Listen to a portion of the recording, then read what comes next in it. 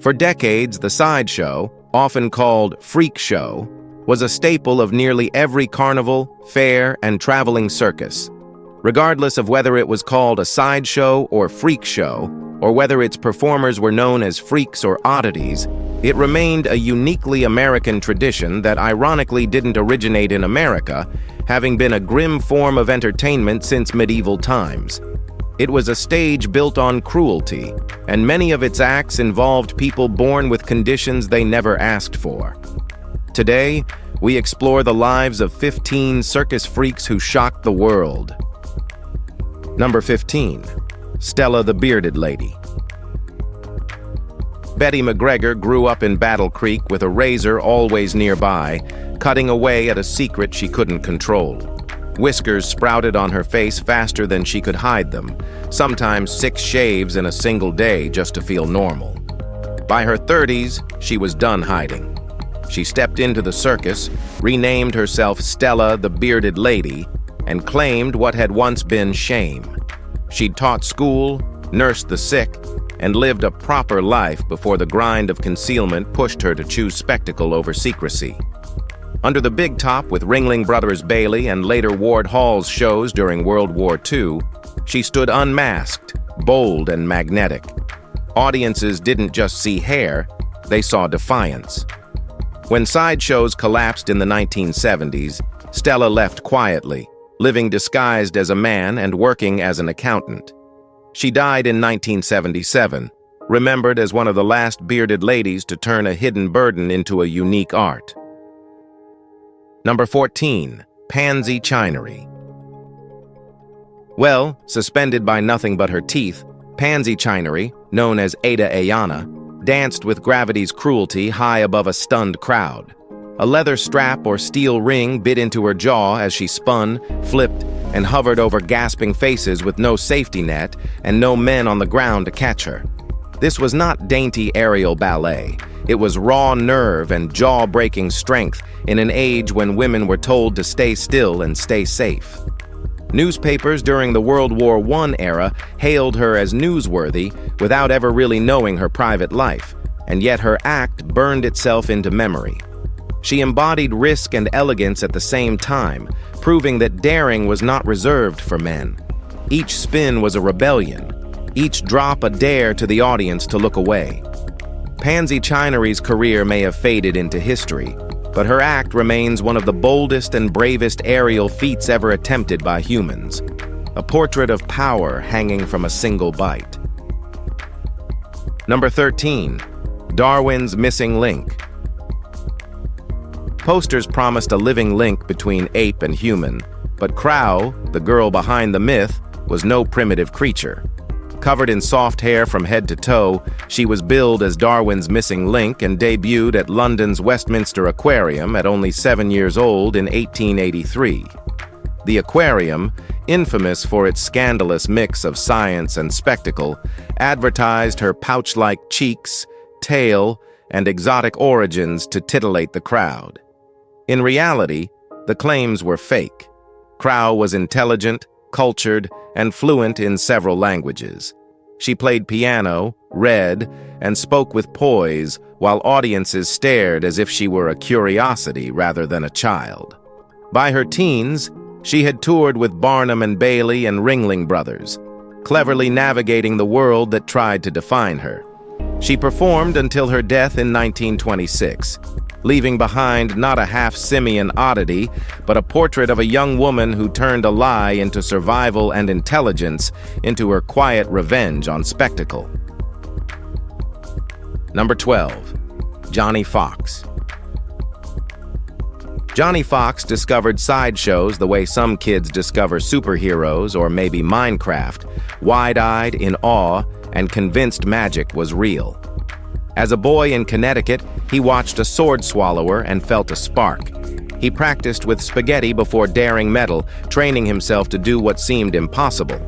By 1978, he was swallowing real swords, setting fire to tradition with his own blend of sleight of hand, fire-eating, and comedy. For 37 years, he was the heartbeat of the Maryland Renaissance Festival, a crowd magnet who could make danger feel like joy. But Johnny was more than an act. He built the Freakatorium in New York, a museum of oddities preserving Barnum's performers, two-headed animals, and artifacts that might otherwise vanish. Even as cancer weakened him in 2017, he stayed for fans until the last autograph was signed.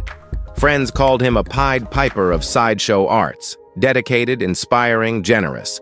When he died at 64, he left behind a living legacy of daring and preservation. Number 11. Frank and Bernice Dean. Frank Dean spun ropes and cracked whips like living lightning, blending cowboy bravado with circus timing.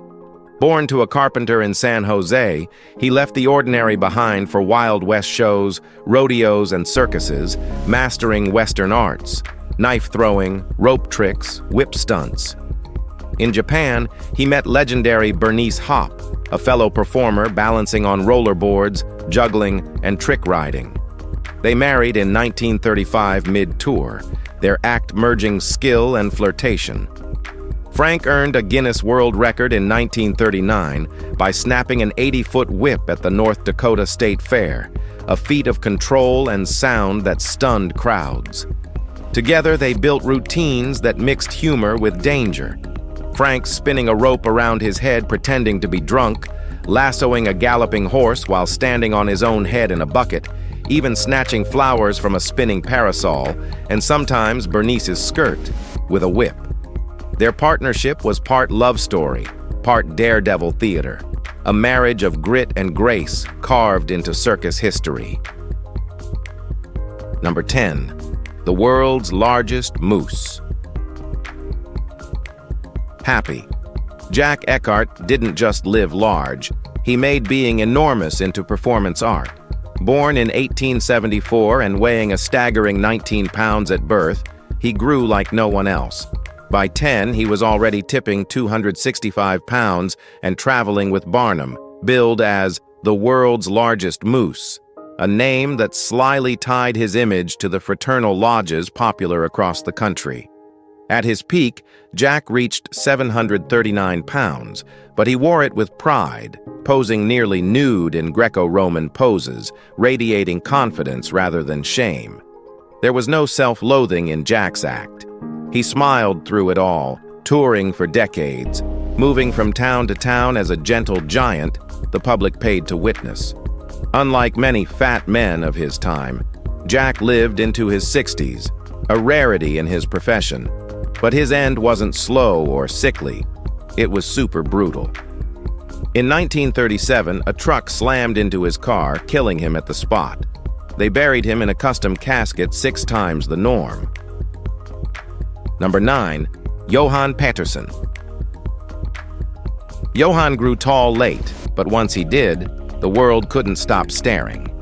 At 15, a normal Icelandic teenager shot upward into legend, his bones stretching until he reached 7 feet 8 inches.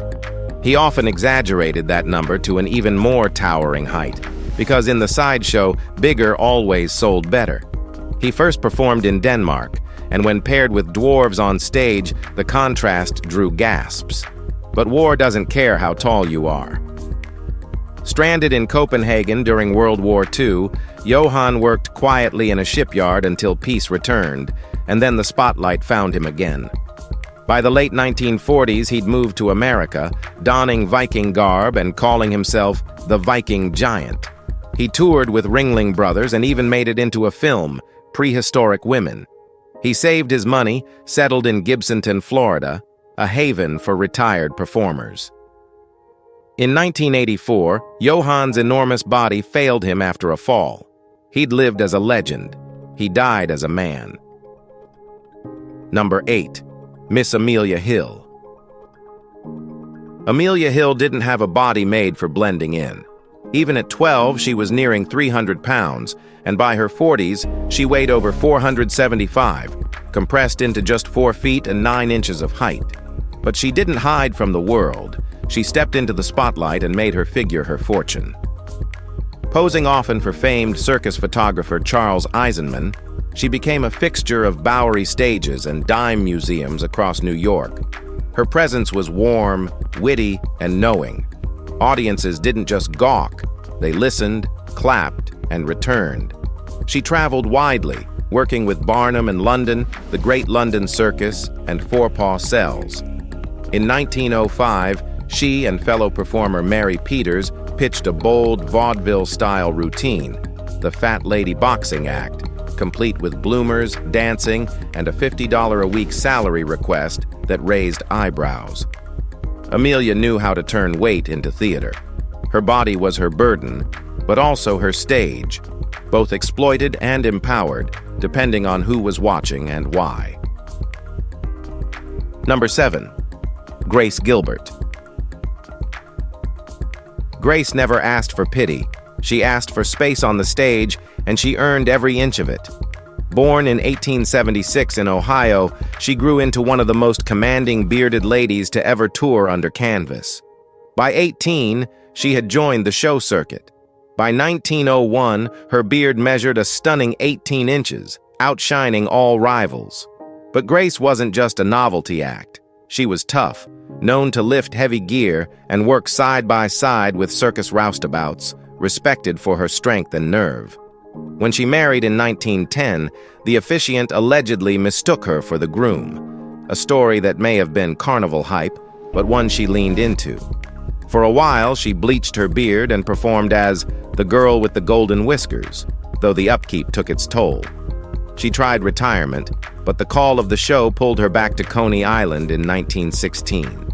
She worked until her death in 1924, unyielding, unforgettable, and entirely herself. Number 6. The Ohio Fat Boy. R.J. James stood quietly beneath the banners, billed as the Ohio Fat Boy, a name designed to shock but also sell. Born in Wayne County, he rose to nearly 500 pounds during a time when such weight was rare enough to become income. People didn't whisper behind his back. They bought tickets to stare him down. He performed with Sells Brothers, toured Cleveland's dime museums, and posed for Charles Eisenman's famous lens, joining the long visual legacy of the American freak show. To modernize, James wouldn't stand out. Shoppers his size stroll malls today unnoticed. But back then, his body meant survival. Poverty was the real threat, not the gawking. Being stared at hurt less than being hungry. He turned his weight into a paycheck and his presence into performance. The name may sound cruel now, but for R.J. James, it was branding and bread. His life isn't just a chapter in sideshow history, it's a story of survival. Number 5. Pablo Noel. When Pablo Noel stepped into the ring, no illusions followed him. Just a lion, its jaws wide, and a silence so thick it stole the air. His act didn't rely on wires, costumes, or fakery. It was simple, primal, and almost unbearable to watch. He placed his head inside the lion's mouth, night after night. Audiences in Hamburg in 1962 sat frozen, unsure if they were witnessing courage or madness. There were no cages, no safety nets, just the raw connection between man and beast, held together by instinct and nerves of steel. In an era when circuses still thrived on pushing performers to the edge, Pablo lived right on it, dancing that razor-thin line between applause and death. What made him unforgettable wasn't just the danger, it was how calm he looked doing it. His routine became legend because it wasn't polished, it was real. One slip and it was over. Number 4. Lady Olga. Jane Barnell carried her beard like armor, not shame. Sold at age 4 by a mother who couldn't bear her difference, she spent her childhood adrift in Europe, a commodity on a stage before she even had words to name the feeling. Her father eventually found her, brought her home, but the damage had been done. The circus world had already claimed her. By the 1890s, she was performing as Lady Olga, her 13-inch beard made real by patience and genetics, not glue and spectacle. She worked the country's top shows, Ringling, Barnum, Four-Paw Cells, Coney Island, and even ended up in Todd Browning's Freaks, sitting with quiet pride as the camera rolled. Her life was survival, but never submission. Of Russian Jewish and Catawba descent, Jane defied every label pinned to her. The crowd saw a bearded lady. They rarely saw the woman, but she knew who she was. When she died in 1951, she took nothing shameful with her. Number 3, Josephine Clofulia. Josephine's face was soft, her voice polite, her beard unapologetically real. Born in Switzerland in 1827, she had grown facial hair since childhood, just 2 inches by age 8, but enough to stop strangers in their tracks. Barnum, always ready to twist truth into gold, hired her and altered her last name, making her sound more exotic. But his real trick wasn't on stage. It was in court. He paid a man to sue him for fraud, claiming Josephine was a disguised man. The press swarmed, and during the trial, her father, husband, and even 3 physicians confirmed she was entirely female. Barnum didn't care about winning. He cared about headlines. The scandal tripled ticket sales. Audiences poured in to stare at her not for the beard alone, but for the controversy, the myth, the moment. Josephine didn't just become an act. She became a living question mark in a world obsessed with definitions. Her existence made people look twice and wonder who really had the hairiest story. Number 2, Captain George Auger. George Auger was a teenager when his height broke away from the ordinary and kept climbing. By 18, he was already towering at 7 feet 4 inches, a gentle giant with a poet's soul and a soldier's past. He had lied about his age to enlist in the Royal Marines, but the military couldn't hold him. It was the stage that gave him room to grow. In 1904, he and his dancer wife moved to America, where Barnum welcomed him as the Cardiff Giant. He wrote plays, toured relentlessly, and charmed audiences with dignity, not gimmicks. When film came calling, he landed a role in Harold Lloyd's Why Worry? But fate had other plans. On Thanksgiving Day in 1922, after dinner with friends, he collapsed and died. His body was too large to fit through a door. They had to lower him from a second-story window. His bulldog, Ringling, howled below. Number 1, Prince Randian. Randian didn't walk, didn't run, didn't even stand, but he moved people just the same. Born in Guyana with no arms or legs, he turned his body into a performance and his mouth into a tool for everything: writing, shaving, and his signature trick, rolling and lighting cigarettes using only his lips. Barnum saw him not as broken, but as a draw. Promoters wrapped him in fabric and sold him as the human caterpillar, or worse, the human potato. But the man beneath the costume had razor wit and real charisma.